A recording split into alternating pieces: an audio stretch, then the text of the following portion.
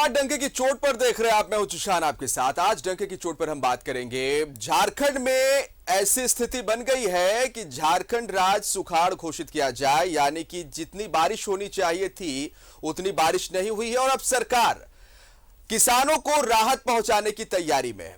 कैसे पहुंचाई जाएगी राहत, इस पर हम डंके की चोट पर बात करेंगे। इसके साथ साथ बात करेंगे, आज पहली कमर्शियल फ्लाइट देवघर में लैंड हुई है। देवघर वासियों के लिए, पूरे झारखंड के लिए आज का दिन कैसा रहा, इस पर हम बात करेंगे। इसके साथ साथ बात करेंगे, जिन्होंने क्रॉस वोटिंग की राष्ट्रपति चुनाव में कांग्रेस पार्टी के विधायकों ने, उन पर अब कार्रवाई की बात की जा रही है, इस पर हम बात करेंगे। और इसके साथ साथ अधीर रंजन चौधरी ने राष्ट्रपति द्रौपदी मुर्मू के ऊपर एक विवादित बयान दिया था और इस बयान पर आपने देखा होगा सड़क से लेकर सदन तक हंगामा देखने को मिला। बीजेपी खास करके इस मुद्दे को काफी जोरों शोर से उठाई, लेकिन एक ऐसा गांव है जहां के जो स्थानीय ग्रामीण है वो काफी क्षुब्ध है, काफी आक्रोशित है अधीर रंजन चौधरी के बयान पर। और उन्होंने बजाबते ये कहा है कि उनके गांव में कांग्रेस पार्टी के कार्यकर्ताओं की एंट्री बैन है। इन तमाम मुद्दों पर आज हम बात करेंगे डंके की चोट पर।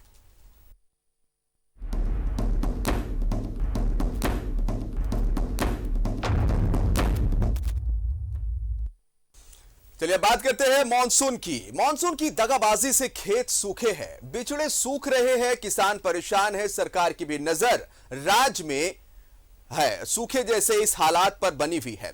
सोमवार को सदन में भी इस पर चर्चा होनी है, लेकिन बीजेपी का आरोप है कि किसानों की परेशानी और सूखे जैसे हालात पर सरकार उतनी गंभीर नहीं है जितनी सरकार को होनी चाहिए। इस रिपोर्ट को देखिए। मानसून की दगाबाजी ने बढ़ाया टेंशन, किसानों के साथ सरकार भी परेशान। झारखंड में सुखाड़ जैसे हालात, औसत से 58% कम बारिश।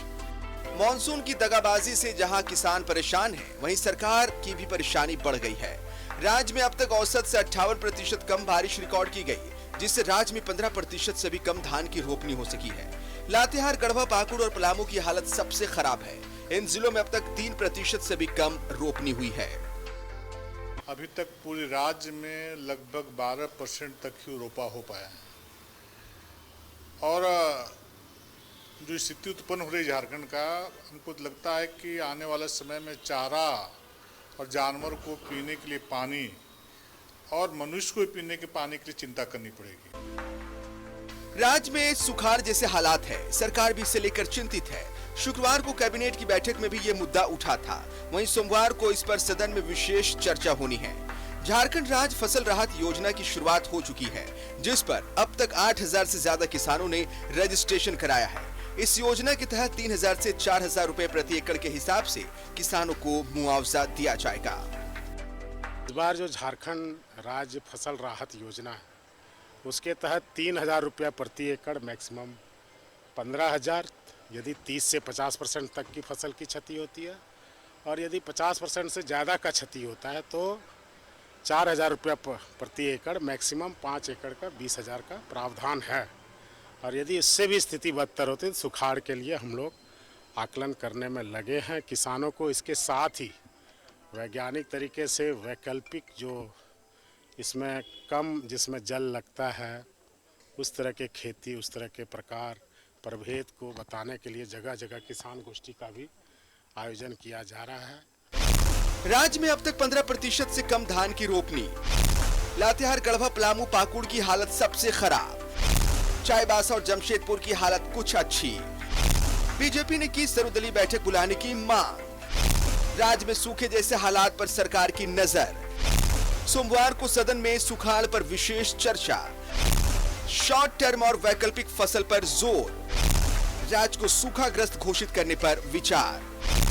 बीज पर 75% सब्सिडी दे सकती है सरकार। 10 दिनों के भीतर बड़ा फैसला ले सकती है सरकार। न्यूज़ 11 भारत के लिए रांची से शाहनवाज और राजेश कुमार की रिपोर्ट। सहयोगी प्रभात जमशेदपुर से हमारे साथ लाइव जुड़े हुए, पहले उनका रुख कर लेते हैं। प्रभात, सरकार जो राहत पहुंचा रही है या पहुंचाने वाली है उस पर हम आएंगे बाद में, लेकिन पहले ये हम जानना चाहते हैं कि अगर कोल्हान की बात करें, जमशेदपुर की बात करें, वहां पर बारिश की क्या स्थिति है? बिल्कुल जिसान, देखिए यहाँ भी वही स्थिति, अगर हम जमशेदपुर पूर्वी सिंहभूम की बात करें तो ये बारिश उस तरीके से नहीं हो रही है। लेकिन जो कोल्हान का क्षेत्र है, जैसे चाईबासा हुआ, सरायकेला, इन क्षेत्रों में थोड़ी बारिश हुई है और थोड़ा रोपनी भी हुआ है। लेकिन ये जो पूर्वी सिंहभूम का क्षेत्र है उसमें बारिश उस तरीके से नहीं हुई और इसी चलते मैंने पिछले दिनों जब रिपोर्ट भेजी थी, जमशेदपुर से लगभग 20 किलोमीटर दूर नरगा गाँव है, जहाँ जमीन जो खेती है वो फट सा गया है और जो धान रोपे गए हैं वो पूरा पीला पड़ गया और वो मरने की स्थिति पे है। और कहीं ना कहीं किसान को इसका इंतजार था कि शायद सावन के अंतिम तक थोड़ी बारिश हो जाएगी तो शायद उनकी रोपनी हो सकती है, लेकिन वो हो नहीं सका। लेकिन सरकार जिस तरीके से राहत पैकेज की जो व्यवस्था कर रही है, जो विचार कर रही है, निश्चित थोड़ा राहत तो जरूर मिलेगा। लेकिन ये हर बार ऐसा होता है, कभी कभी ऐसे भी देखा जाता है जिसान की कहीं सुखाड़ स्थिति हो जाती है। बहुत सारे जिले, जैसे आपने बताया कि बहुत सारा जिला पूरी तरह सुखाड़ की स्थिति पे है, तो ऐसे में सरकार को कम से कम इसकी वैकल्पिक व्यवस्था पहले से सोच के करनी चाहिए। जैसे हमारा पूर्वी सिंहभूम में है जो चांडिल का डैम है, वो चांडिल डैम ही बना था सिंचाई को लेकर, जो कैनाल बनाए गए थे कि कम से कम इस क्षेत्र के लोगों को सिंचाई के लिए पानी मुहैया करा जा सकते, लेकिन वो नहीं हो पाता। अभी भी लोग जो इंतजार कर रहे हैं कि शायद वो उस कैनाल से पानी मिलेगा। लेकिन पिछले दिनों राज्य के मुख्यमंत्री ने 200 करोड़ का एक योजना बनाया है जो चांडिल डैम से लोगों को पानी दिया जा सके, जो कैनाल बने हैं। तो आने वाले दिनों में उनको थोड़ी राहत मिलेगी, क्योंकि पटमदे के क्षेत्र में धान की खेती बहुत कम होती है, सबसे ज्यादा उधर उस क्षेत्र में सब्जियों की खेती होती है और बहुत सारे सब्जी ऐसे कि कम पानी में भी हो जाता है। हाँ, लेकिन जहाँ पहाड़ी इलाका है, जैसे आपका घाटशिला का कुछ क्षेत्र है जहाँ पहाड़ी का पानी जो है वो रिस्क नीचे आता है, खेतों में आता है, तो छोटे छोटे चेक डैम बनाकर जो किसान है कहीं ना कहीं थोड़ी थोड़ी खेती करे। लेकिन जहाँ पर कुछ व्यवस्था नहीं है, जैसे नरगा में कोई व्यवस्था नहीं है, नदी काफ़ी दूर है, नदी से पानी ला नहीं सकते, तो वहाँ पे स्थिति थोड़ी से चिंताजनक है। लेकिन जो सरायकेला का कुछ क्षेत्र है वहाँ पे थोड़ी सिंचाई भी हुई है। कोल्हान के कुछ क्षेत्रों में जहाँ पहाड़ी इलाका है, जैसे चाईबासा हो गया, सोनुआ होगा, सीकेपी हो गया, इन क्षेत्रों में पहाड़ी इलाका है, तो वहाँ थोड़ी सिंचाई जरूर हुई, लेकिन अभी वो नाकाफ़ी है। क्योंकि जिस तरह से किसान आस लगाए बैठे थे कि बारिश अच्छी होगी तो हम अपनी धान की रोपनी करें, क्योंकि धान इस क्षेत्र में ज़्यादा होता है। लेकिन सरकार पहले से ही मॉनिटरिंग कर रही है। जैसे अभी बादल पत्रलेख मंत्री जैसे बता रहे थे कि प्रावधान लाया जा रहा था कि खेती के ऊपर में उनको पैसा देने की बात की जा रही थी। निश्चित है थोड़ा राहत तो मिलेगा, लेकिन जो किसान की जो उम्मीद रहती है कि धान करके, धान उगाकर वो अपनी खेती को उससे अपना परिवार चलाना, बहुत सारे किसान ऐसे भी बहुत बड़े पैमाने पर खेती करते हैं और उसको धान को बेचा भी जाता है। तो निश्चित है सरकार गंभीर है और अपना जिला प्रशासन जो पूर्वी सिंहभूम का वो भी गंभीर है। लगातार किसानों के साथ में जो गाँव के क्षेत्र है, जहाँ पर मुखिया और जो पंचायत सदस्य उनको साथ बैठक करके, बीडीओ सीओ के साथ बैठक करके आकलन किया जा रहा है कि कितने एकड़ पर कितना दिया जा सकता है, ताकि उनको कहीं ना कहीं राहत पहुंचेगी। लेकिन सरकार गंभीर है और सरकार जो योजना ला रही है, निश्चित है आने वाले दिनों में किसानों को इसका फायदा मिलेगा। जी, राजेश भी हमारे साथ जुड़ गए, उनका रुख कर लेते हैं। राजेश, स्थिति जो है इस समय 15% से कम बारिश हुई है, 58% से 15% से कम धान रोपनी हुई है और 58% से कम बारिश हुई है। क्या इशारा झारखंड के लिए? देखिए, इशारा साफ है कि जो स्थिति बन रही है वह सुखाड़ की स्थिति बन रही है और ऐसे आवाज कम आ रही है राजेश जी की थोड़ी। सरकार के स्तर से सिर्फ आश्वासन दिए जा रहे हैं, लेकिन देखना होगा कि सरकार क्या करती है। आने वाले समय में सरकार ने कहा है कि वह एक उच्च स्तरीय बैठक करेगी और उस पर निर्णय लिया जाएगा। वैसे प्रति एकड़ 3,000 रुपये राहत के रूप में देने की बात सामने आ रही है। कृषि मंत्री ने एक बैठक में ये बात कही थी। तो अब जिनके पास 5 एकड़ हैं उन्हें 15,000 रुपये मिल सकते हैं। इससे क्या होने जाना है, लेकिन समस्या के समाधान के लिए जो उपाय किए जाने चाहिए थे वो नहीं हो पाए हैं और वैकल्पिक खेती की ओर अब बढ़ने की ज़रूरत है, क्योंकि बारिश की स्थिति अब बहुत ज़्यादा सुधरने वाली नहीं है। पिछले साल जिस तरह से मानसून बहुत अच्छी रही थी उसकी बारिश, और उस लिहाज से देखें तो काफ़ी चिंताजनक स्थिति है। तो वैकल्पिक खेती की ओर किसानों को प्रेरित करने की ज़रूरत है। जहाँ तक राजनीति की बात कही, बीजेपी ने कहा है कि स्थिति ठीक नहीं है और इस पर सरकार को सर्वदलीय बैठक बुलानी चाहिए और एक कंसेंसस तैयार करना चाहिए राजनीतिक दलों के बीच कि क्या सरकार करे। वैसे करना तो सरकार को ही है। वैसे आप देखिए कि किसानों के लिए योजनाएं तो चलती ही रहती है, मुफ्त में बीज दिए जाते हैं और अलग अलग तरीके से सहयोग राशि भी दी जाती है। और केंद्र सरकार की ओर से भी किसान सम्मान निधि के तहत साल में प्रत्येक किसान को 6,000 रुपये मिलते हैं। तो ये पैसे उतने काफ़ी नहीं, क्योंकि धान जो है यहाँ की मुख्य फसल है और इसकी उपज से ही अधिकांश किसानों का साल भर का खर्चा भी चलता है और वे पूंजी भी इकट्ठा करते हैं। तो चिंताजनक स्थिति है, लेकिन हमारा जो क्षेत्र है वो खास तौर पर मानसून की बारिश पर निर्भर करता है। जिस प्रकार से रोपनी की स्थिति है, जो आच्छादन की स्थिति है, वो काफ़ी चिंताजनक है। अभी तक में ये कम से कम 50 to 60% हो जाना चाहिए था। वैसे झारखंड में आप देखें तो रांची समेत पूरे प्रदेश में 15 अगस्त तक बुआई हो सकती है। अभी भी उम्मीद है, लेकिन उम्मीद उतनी ही बच गई है कि कुछ और अच्छी स्थिति हो जाए। बहुत अच्छी स्थिति हो जाएगी या सामान्य स्थिति हो जाएगी ऐसी नहीं है। बारिश कितनी भी हो जाए, लेकिन ये बहुत आइडियल सिचुएशन नहीं आने वाली है। वैसे दूसरे जिलों की स्थिति तो और भी खराब है। रांची में तो थोड़ी बारिश भी हुई है, खेतों में थोड़े पानी आए हैं, लेकिन दूसरे जिलों की बात करें, संथाल परगना हो या उत्तरी छोटा नागपुर हो या फिर पलामू प्रमंडल का क्षेत्र हो, वहाँ तो और भी स्थिति चिंताजनक है। तो जल्द कुछ करने की जरूरत है कि सरकार किसान को किस प्रकार से सहायता पहुँचाती है, यह देखना होगा। जी सर। तो राहत किस तरह से सरकार पहुंचाती है उस पर भी हम आएंगे, उस पर भी बात करेंगे। हमारे साथ सहयोगी अमरनाथ भी जुड़ चुके हैं देवघर से। अमरनाथ, सबसे पहले जानना चाहेंगे कि देवघर और संथाल परगना की अगर बात करेंगे तो वहां पर बारिश की क्या स्थिति है, इस पर थोड़ा सा आप जानकारी दे दें, फिर आगे बात करते हैं।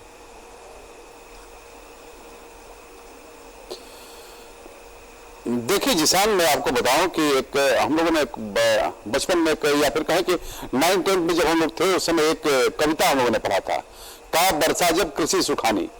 अब समझिए कि वही स्थिति है पूरे संथाल परगना की। हालांकि आज के कल 2 दिनों के भीतर हल्की फुल्की बारिश जरूर हुई है, लेकिन वही स्थिति है का बरसा जब कृषि सुखानी, यानी कि जब खेतों में बिचड़े सूख गए हैं, खेतों में लंबी लंबी दरारें पड़ी हुई हैं और ऐसे में अब बारिश का कोई मतलब नहीं रह जाता है। सरकार की भी अगर हम बात करें या फिर जिला प्रशासन की बात करें, दोनों ने लगभग मान लिया है कि सुखाड़ की स्थिति है, किसान भी परेशान है। और जहां तक वैकल्पिक खेती को लेकर के है, सरकार की ओर वैकल्पिक खेती करने के लिए किसानों को प्रोत्साहित किया जा रहा है।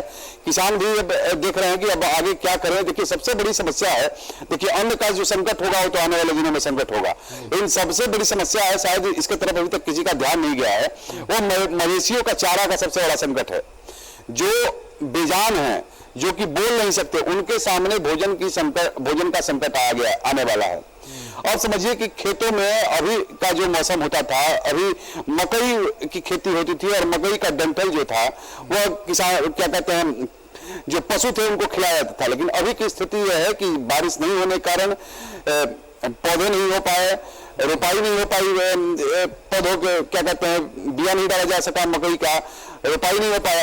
अब ऐसी स्थिति में समझिए कि किसानों के सामने एक तो अपना जहां अन्न का संकट है, साथ साथ जो वे बैल रखे हुए हैं या फिर गाय रखे हुए जो जिसका वो पालन करते हैं, उनके सामने भी भूखमरी की स्थिति आन पड़ी है। तो समझिए कि कुल मिलाकर अगर हम बात करें तो बहुत ही भयावह स्थिति है और आने वाले दिनों में सरकार इस संकट से कैसे निपटेगी यह देखने वाली बात होगी। साथ ही साथ देखिए मैं आपको बताऊं, एक कहावत है कि अब पछताए होत का जब चिड़िया चुग गई खेत।